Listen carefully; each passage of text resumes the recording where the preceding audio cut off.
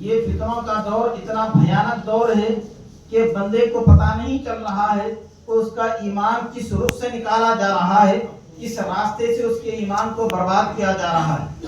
ہم میں سے تقریباً اسی وجہ سے ہم لوگ مطمئن ہیں کہ میرا گھرانہ عالمانہ گھرانہ ہے، میرے گھروں کے اندر حفاظ علماء موجود ہے، میرے خاندان کے اندر دینداری موجود ہے، میں خاندانی مسلمان ہوں۔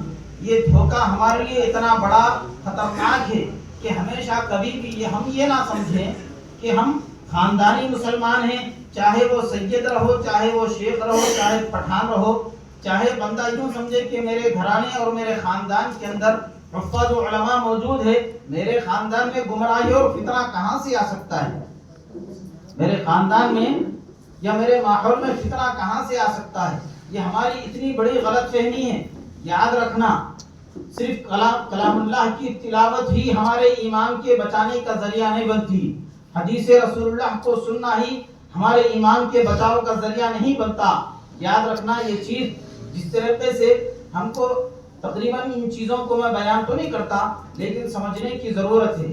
ہم کو دین سمجھنا ہے، ہم کو دین سمجھنا ہے تو قرآن سے سمجھیں گے، ہم کو دین سمجھنا ہے رسول اللہ کی ذات سے، رسول اللہ کی تعلیمات سے سمجھیں گے، ہم کو دین سمجھنا ہے صحابہ کے عمل کو دیکھ کر کے سیکھیں گے، صحابہ کے عمل کو دیکھ کر سیکھیں گے۔ یاد رکھنا، آج کل جتنے بھی فتنے اسلام کے نام سے ہمارے اندر درمیان میں داخل ہو کر کام کر رہے ہیں نا، وہ لوگ ایک ہی رٹ لگائیں گے، قرآن اور حدیث، ایک ہی رٹ لگائیں گے، قرآن اور حدیث۔ قرآن حدیث کو چھوڑ کر وہ لوگ تیسری بات نہیں کریں گے، قرآن اور حدیث کو چھوڑ کر تیسری بات نہیں کریں گے۔ بہت سارے فتنے ایسے ہیں، آپ لوگ سنتے رہیں گے، پتہ چلتا رہے گا۔ بہت سارے لوگ اہل سنت والجماعت کے دائرے میں بھی کچھ لوگ ایسے داخل ہیں، اس سے خارج ہونے والے بھی اسی میں داخل ہیں، جو لوگ صرف قرآن و حدیث کی رٹ لگا کر قرآن و حدیث کی بات ہی کو تسلیم کرنے کی تلقین کرتے ہیں، اس کے علاوہ کسی کی بات کو دلیل نہیں بناتے، سمجھ لو کہ یہ صراط مستقیم نہیں ہے، یہ صراط مستقیم نہیں ہے۔ صراط مستقیم کیا ہے؟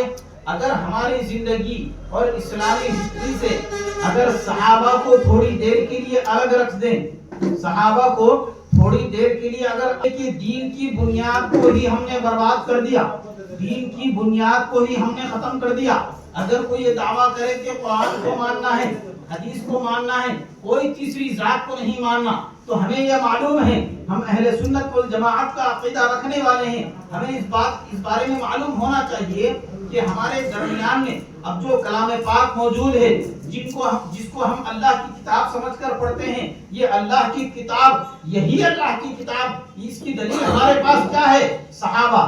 ہمارے پاس کیا ہے اس کی دلیل؟ صحابہ، رسول اللہ کی تعلیمات کو، رسول اللہ کے احادیث کو ہمارے درمیان میں جو کتابوں کی شکل میں موجود ہے، ہم پڑھتے ہیں اس کو رسول اللہ کا کلام اور تعلیمات سمجھتے ہیں۔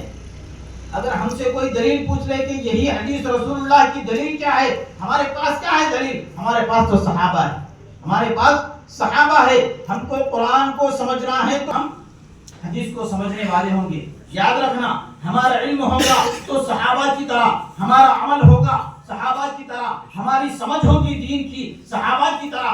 اگر صحابہ کو ہمارے اسلام کی ہسٹری سے ہٹا دے تو ہم تو بے دین ہو کر اس دنیا سے چلے جائیں گے۔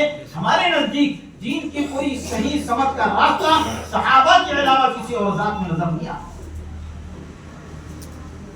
تو آج کل جتنے بھی فتنے اسلام کے لائن سے کام کر رہے ہیں، وہ لوگ قرآن و حدیث کی ہی بات کریں گے، صحابہ کے بارے میں کبھی بات نہیں کرتے۔ صحابہ کا تذکرہ اٹھائیں گے تو صحابہ کے اوپر کیچڑ اٹھانے والے ہوں گے، اگر تابعین کے بارے میں بات اٹھائیں گے تو ان کے اوپر کیچڑ اٹھانے والے ہوں گے۔ یہی اٹھالتے یہاں تک کہ اس زمانے کے کسی بڑے علماء کے باتوں کا بھی کوئی اعتماد نہیں کرتے۔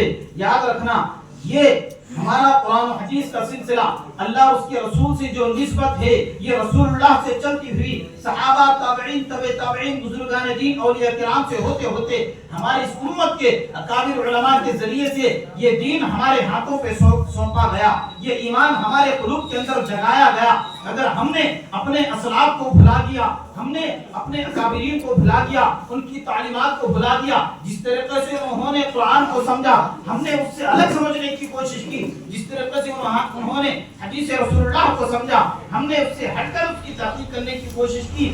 اس کے علاوہ ہمارے نزدیک کوئی دلیل موجود نہیں. اگر انہوں نے جیسے سمجھایا ہم نے ویسا نہیں سمجھا, اپنی جانب سے سمجھا, تو گمراہی کے علاوہ کوئی اور راستہ ہماری زندگی میں نہیں کھلتا.